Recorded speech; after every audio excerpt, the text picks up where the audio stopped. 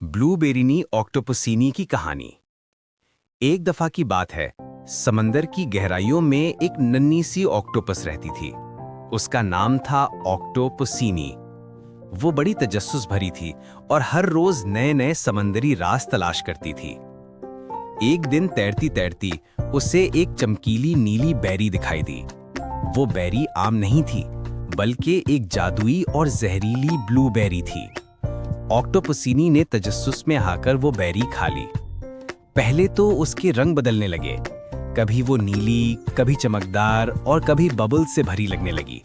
फिर अचानक वो बदलकर एक अजीबोगरीब नई मखलूक बन गई, एक ऐसी ऑक्टोपस जो ब्लूबेरी जैसी दिखती थी। अब सारे समंदर के जानवर उसे ब्लूबेरिनी ऑक्टोपसीनी कहते थे।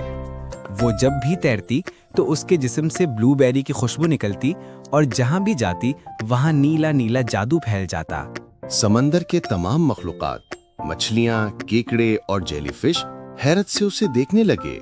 कोई तालियां बजाता, कोई उसके साथ तैरने लगता। जल्द ही पूरा समंदर उसकी खुशी में जश्न मनाने लगा। वो नाचती, कहकहे लगाती और नीले बल्बों की रोशनी हर तरफ फैला देती। एक दिन तैरते तैरते उसे एक छोटी मछली नजर आई जो समंदरी घास में फंसी हुई थी। ब्लूबेरिनी ऑक्टोपसीनी ने अपने चमकदार नीले हाथों से रोशनी निकाली और वो रोशनी जाकर घास को नरम कर गई। छोटी मछली आजाद हो गई। मछली ने शुक्रिया अदा किया और सबने ऑक्टोपसीनी के लिए मोहब्बत भरी नजर डाली।